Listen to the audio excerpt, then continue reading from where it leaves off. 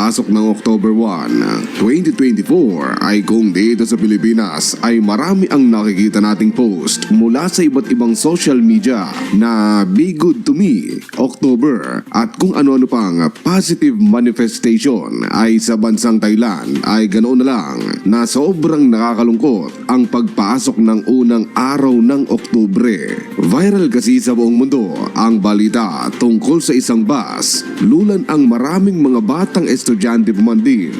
Mga guro ang sa gitna ng daan ay natupok ng naglalagablab na apoy. Ano ang dahilan? Saan nagsimula? At ang ilang mga tago at bagong detalye sa kasong ito.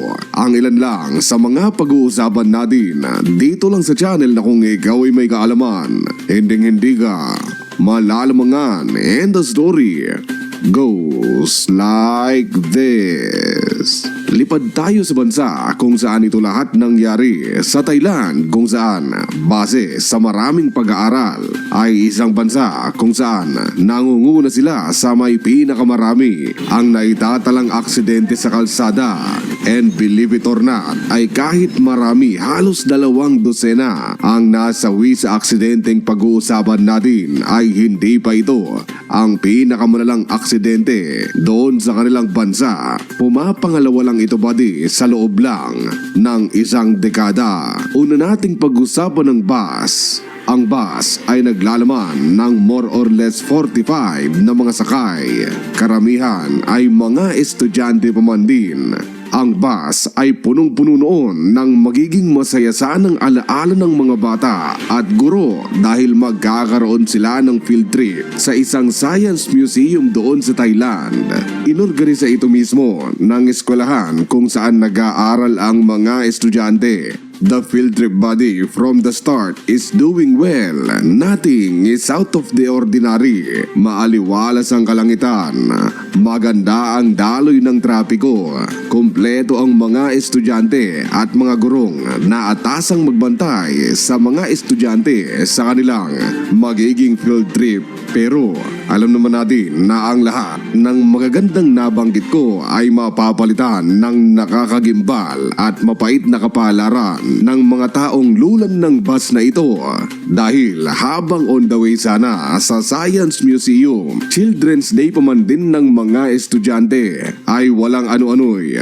Base sa unang report ay sumabog di umano ang front right side na gulong ng bus na siya namang dahilan upang sumalpok ito sa kaharap na kotse at kalaunay sa barrier na makikita natin sa gitna ng kalsada. Sa pagtama ng bus ay nagkaroon ito ng mga spark na siyang dahilan ng pagliyab nito. But buddy, there is more to that story na ibabahagi ko maya-maya dito sa ating kwento. Sa ngayon ay ipapanood ko sa inyo ang ilang mga video at larawan ng insidente at gusto kong pansinin ninyo ang paligid at nung bus mismo at isipin kung ano ang inyong napapansin dahil merong kakaiba dito na sasabihin ko maya-maya.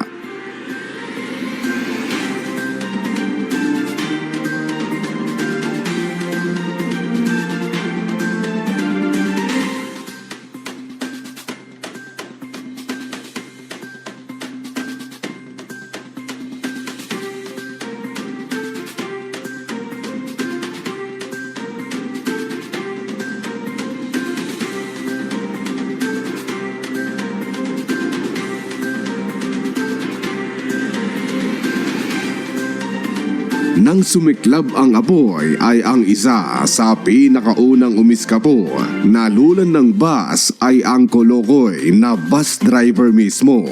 Hindi na siya nagdalawang isip na iligtas ang sarili. Bagamat noong una ay nakuha pa nitong kumuha ng fire extinguisher.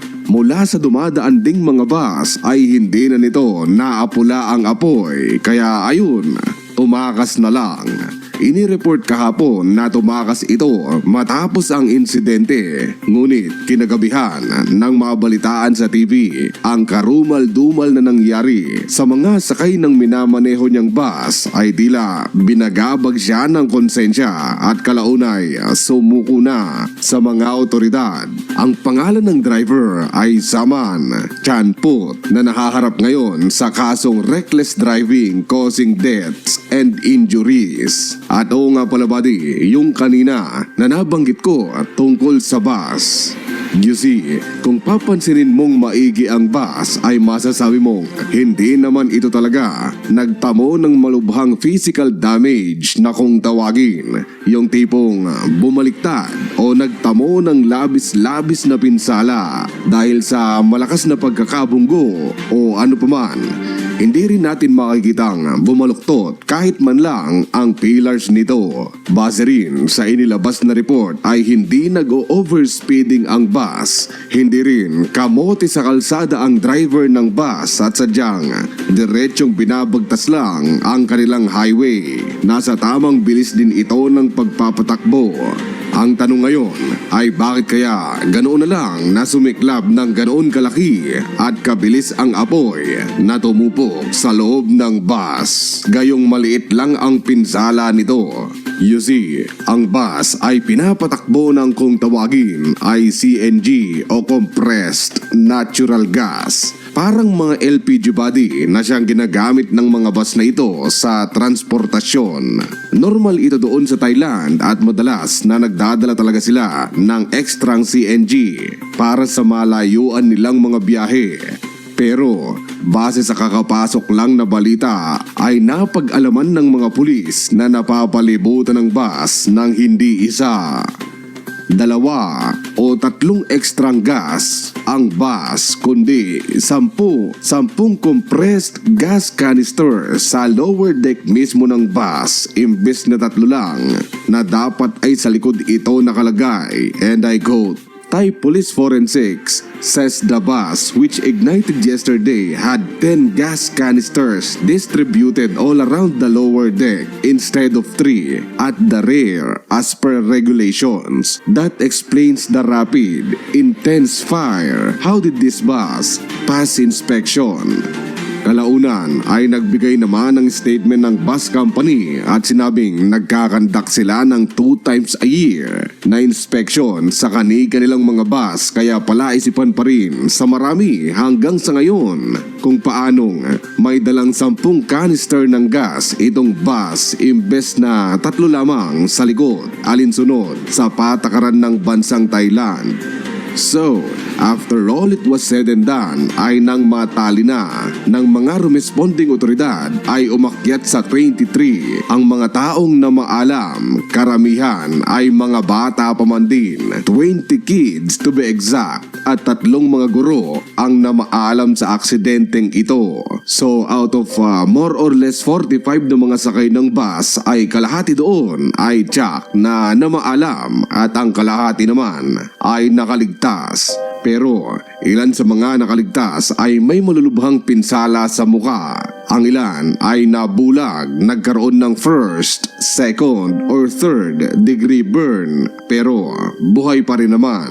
The case is still developing as of the moment, kaya ang ibang detalye ay maaaring magbago, pero ito ang pinaka-latest. And I can't imagine ang lungkot na nararamdaman ngayon ng mga magulang o kaanak ng mga bata at guro na nasawi sa aksidente. Masasabi talaga nating hindi natin alam ang kinabukasan. Kasi isipin mo, ang dating mag-iina o mag-aama na may malaki sanang pangarap para sa kanilang mga anak ay sa isang iglap ay naglaho na lang na parang bula. Kaya ang maipapayo ko sa mga magulang na may mga maliliit pa na anak ay isang tabi muna sana natin ang pagsa-cellphone. Layuan muna natin saglit ang social media and spend time with your loved ones kasi hindi natin alam kung hanggang kailan ang mga mahal natin sa buhay magtatagal dito sa mundo. Kaya lasabin,